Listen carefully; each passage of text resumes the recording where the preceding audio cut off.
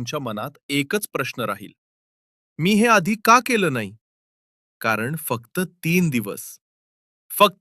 दिवस ही सेवा करणारी व्यक्ती स्वतःच सांगते, काहीतरी आतून बदललंय. आणि कदाचित हा व्हिडिओ तुमच्यासाठी योगायोग नसेल. ऐका, जर तुम्ही आयुष्यात मोठा बदल शोधत असाल, तर पुढचे 3 दिवस तुमच्यासाठी चमत्कार घेऊन येऊ शकतात. फक्त 3 दिवस ही सेवा करा आणि मग काय होतं ते बघा. पहिला दिवस. फक्त 5 मिनिटं शांत बसा. डोळे मिटून स्वामींचं नाव घ्या.